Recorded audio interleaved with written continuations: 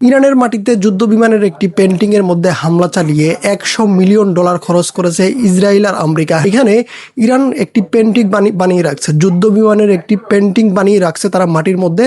তারা স্যাটেলাইটের মাধ্যমে দেখতে পারছে, ইসরায়েল আর আমেরিকা স্যাটেলাইটের মাধ্যমে দেখতে পারছে যে একটা যুদ্ধ বিমান দাঁড়িয়ে আছে। তারা ওই যুদ্ধ বিমানের উপর $100 মিলিয়ন খরচ করে একটা হামলা চালিয়েছে একটা সামান্য একটা পেন্টিংয়ের উপর। আর এই পেন্টিংটা তৈরি করতে মাত্র $10 খরচ হয়েছে ইরানের এই $10 খরচ করে তারা $100 মিলিয়ন লস করাতে সক্ষম হয়েছে ইসরায়েল আর আমেরিকার। আপনারা নিশ্চয়ই এই খবরটা সম্পর্কে অনেকেই জানেন, আবার অনেকেই জানেন না। যারা জানেন না তারা হয়তো একটু অবাক হবে যে এমনটা কি কখনো হতে পারে।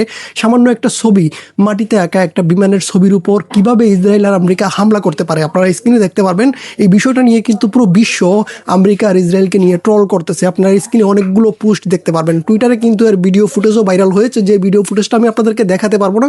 এখানে আপনারা স্ক্রিনে ছবিটা দেখতে পারবেন যে মাটির মধ্যে একটি বিমানের ছবি, যুদ্ধ বিমানের ছবি দেখা যাচ্ছে স্পষ্ট। আমরা এই ছবি দেখলেই বোঝা যাচ্ছে যে এটি একটি ছবি, কিন্তু তারা স্যাটেলাইটের মাধ্যমে দেখতে পারছে যে আসলে এখানে একটা যুদ্ধ বিমান দাঁড়িয়ে আছে। তারা ভেবেছিল এটা যুদ্ধ বিমান, কিন্তু পরবর্তীতে যখন হামলা চালায় তখন তথ্যে বেরিয়ে আসে ওখানে আসলে কোনো যুদ্ধ বিমান দাঁড়ানো ছিল না, একটা পেন্টিং ছিল। যুদ্ধ বিমানের একটি পেন্টিং তৈরি করে রাখছিল ইরান।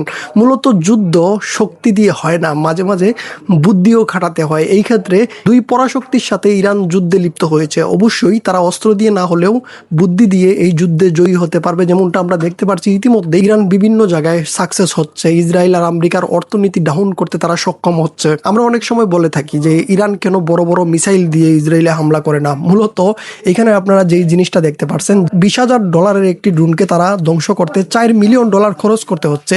অর্থাৎ ইরান এখন ছোট অস্ত্রগুলোকে ব্যবহার করতেছে, আর এতে কিন্তু ইসরায়েলের অর্থনীতি ডাউন হচ্ছে, আর এতে কিন্তু আমেরিকার অর্থনীতি ডাউন হচ্ছে। আমেরিকার টাকা খরচ হচ্ছে, ইসরায়েলের টাকা খরচ হচ্ছে। $20,000 একটি ড্রোন হামলা থেকে বাঁচতে তারা $4 মিলিয়ন খরচ করতে হচ্ছে। এটা হচ্ছে আসলে সম্পূর্ণ বুদ্ধির খেলা।